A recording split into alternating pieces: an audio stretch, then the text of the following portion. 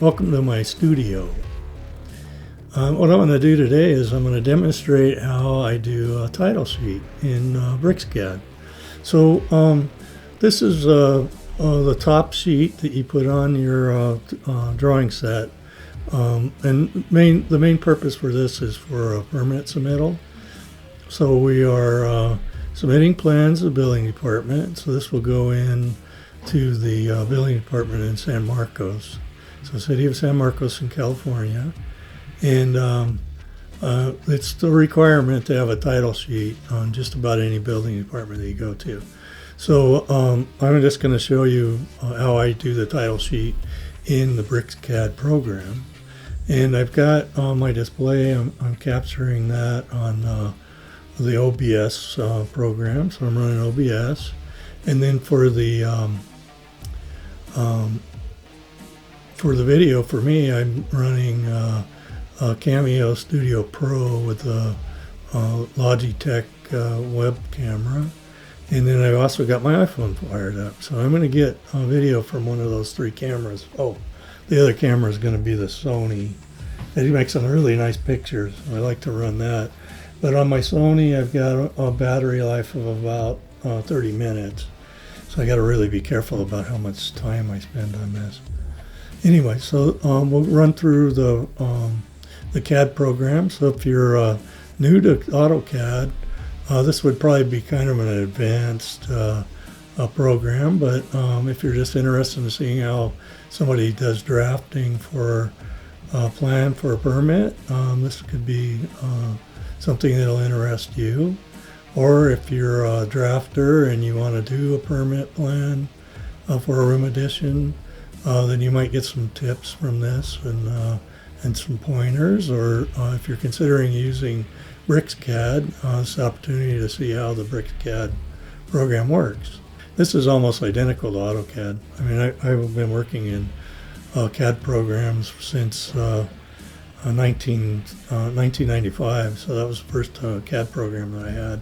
So AutoCAD 1995, and I've used AutoCAD probably up until about 2017. I had a little trouble with the program, and I decided I was going to switch, so I switched over to BricsCAD. And I had a few months of learning curve, but once I got it, it was a pretty simple program to use, and I really enjoy doing plans. So this is like one of my go-to programs right here. So anyways, we'll get started on the demo. But the first thing I want to mention is that it's really important that if you like this video, please hit the like button.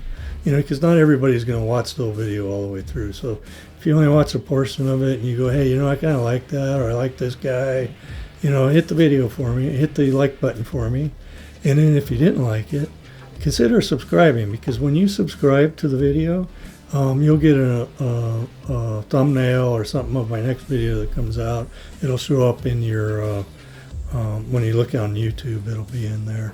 And be one of the options that you have. So you'll be able to select the next video, which you might end up liking even better than this one. So like button for sure. Hit the subscribe button even if you didn't like it, and you'll get the next video that we're going to put out. And then also it helps if you are interested in the video and you liked it. And it helps even more if you can do the subscribe. So subscribe and also hit the like button. Anyway, so let's get started with the demo. So on my screen here, I've got a page open. This is going to be my, I've already opened the page. So this is my paper space view of the title sheet. So what I do for the title sheet is I pretty much create a template for everything. So this is my template for a title sheet. And at the top, you'll see it has a title. Of course, here we're just doing a YouTube demo. And this is an actual project that I'm working on, but I don't want to put the address on there or anything. So I created a demo sheet that I can work with. And then the next item that we put in here is the sheet index. So we'll have the different sheets that we use listed in here. So for a typical plan, you need these sheets. This is going to be what are your normal sheets. The title sheet, there's general notes, there's some green building standards that you have to include. Then you've got the site plan. The site plan's pretty important for the planning department reviews that for your setbacks and what have you. And then there's a existing floor plan, demo plans. We got proposed floor plans. I got a roof plan, exterior elevations, building sections. And so we need these 3 plans here that will include architectural details. So, and then the other one that's really important in California is this Title 24 energy compliance. So this is just a report that they want to see in the plans so that whoever's building this can reference that because there's important information in the Title 24 about the window installation, what kind of windows you can install, and then also the installation that needs to be installed in the attics and walls and such not.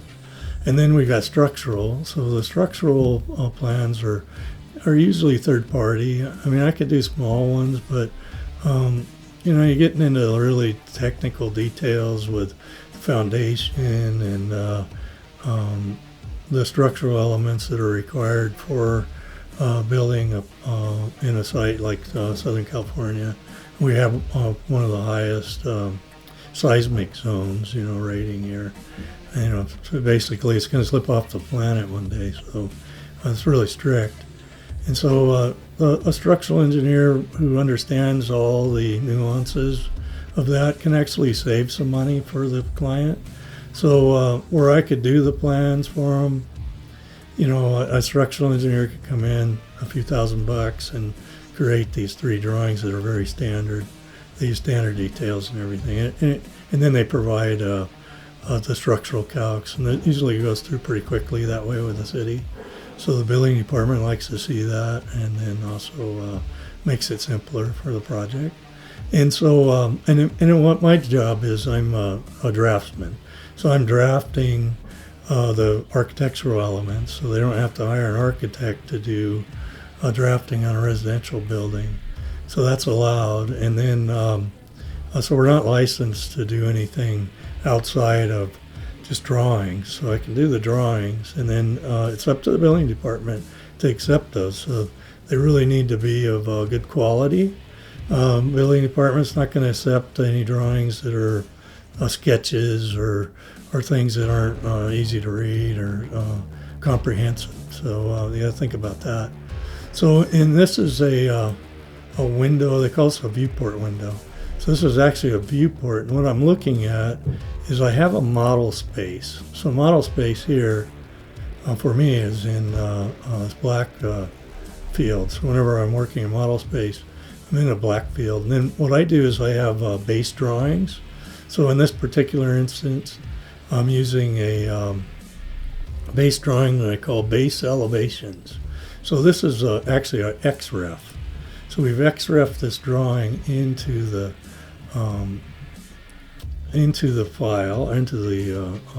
file here.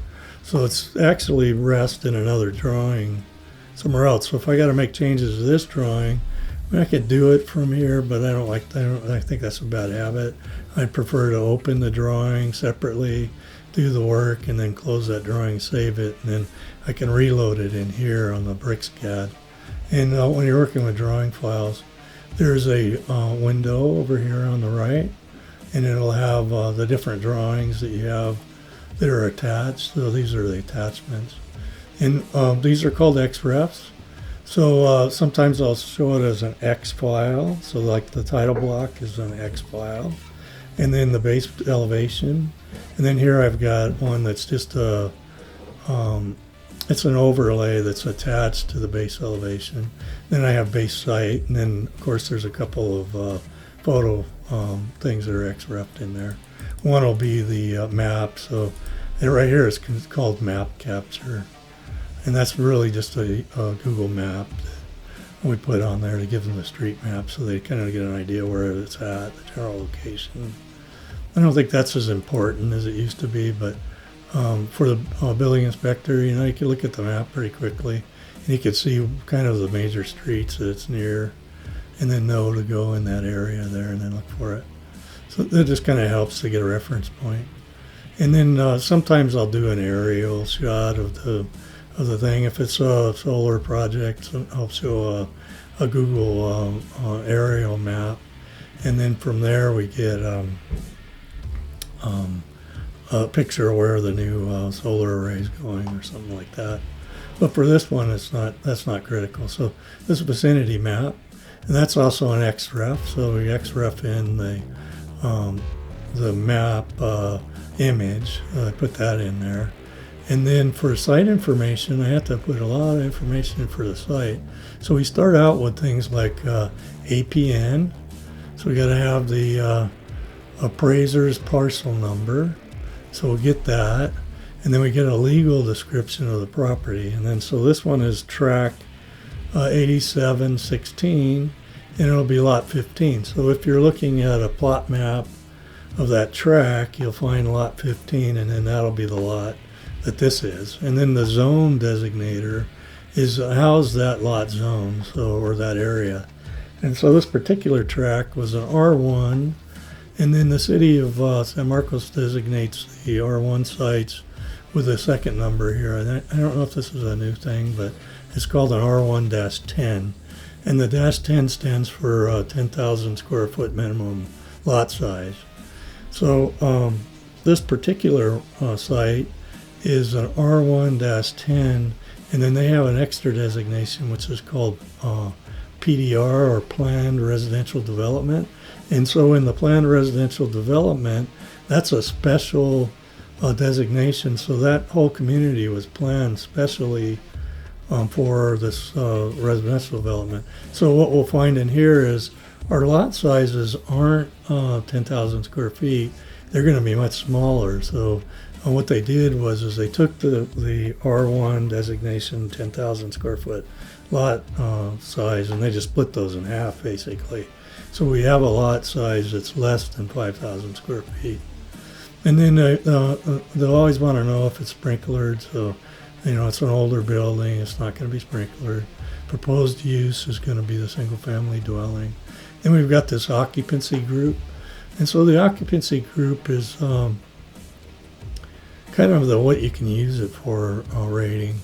And so if we go in, and I actually looked it up today just to give you a reference of what the different groups are.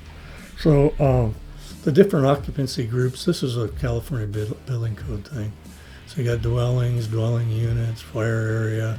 We can be a group 2, a group 3. So if you're group 2, these are for dwellings that are more than 2 units. So like a 3-plex or 4-plex would have to have this group 2 occupancy.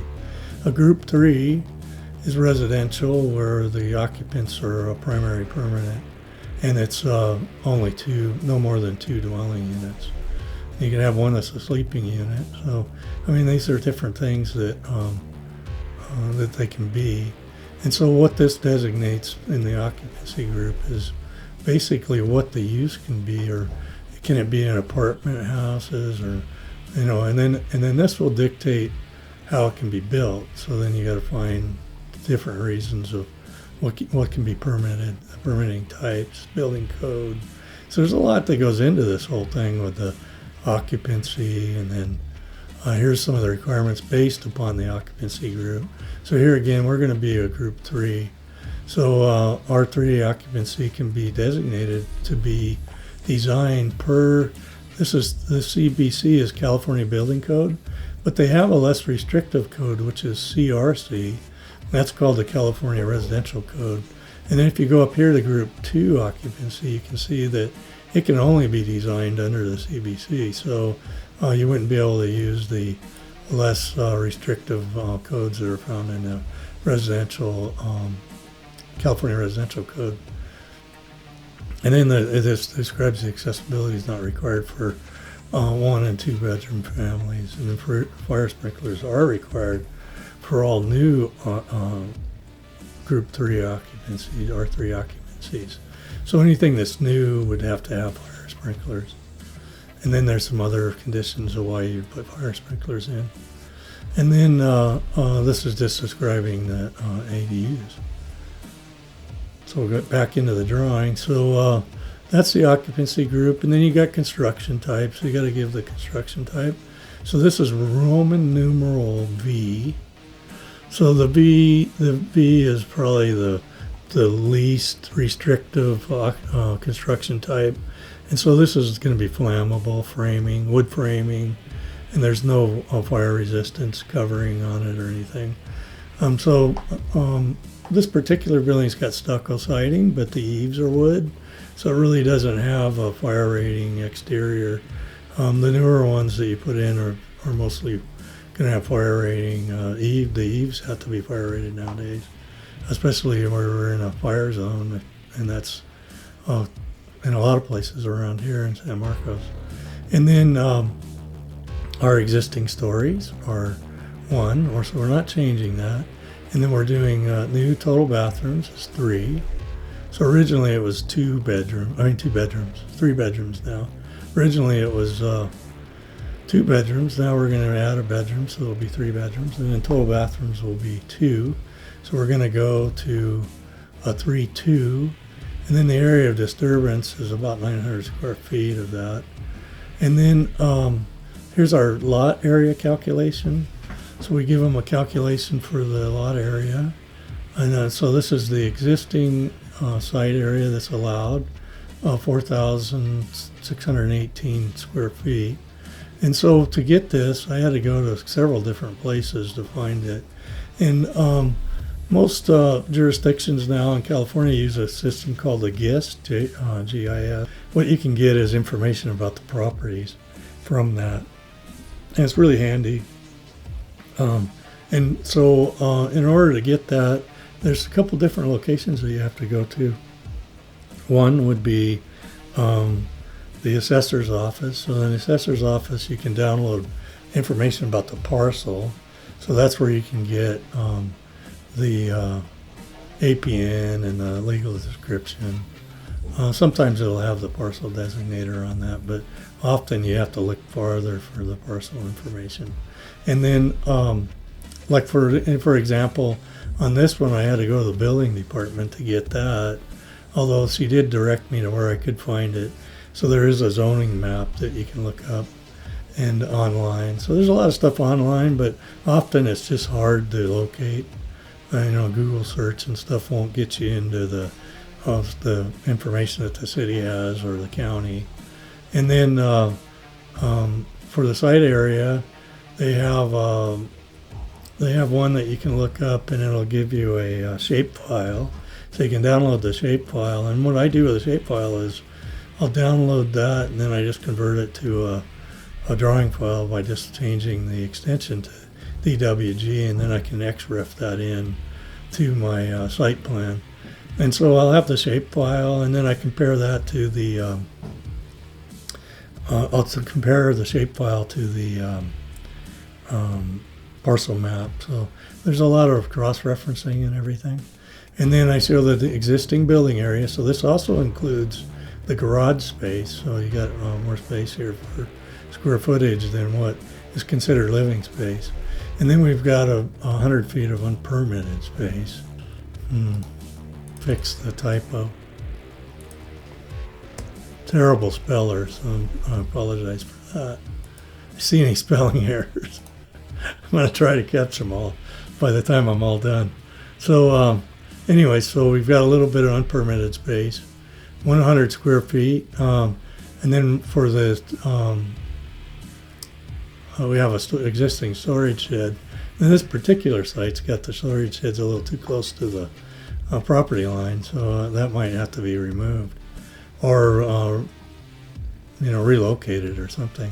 And it's small, 50 square feet, so I don't think this is going to be too big of an issue. And then our new addition that we're going to put in is going to be 247 square feet. So I do want to add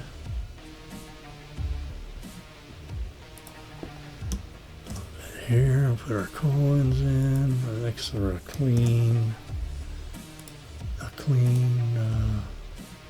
calculation.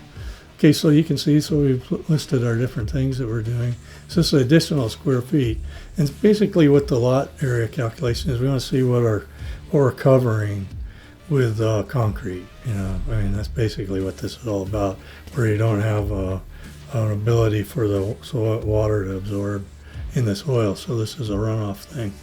And so the new total building area on this one was 1,459 square feet, which is 32% of the lot coverage, which that's okay.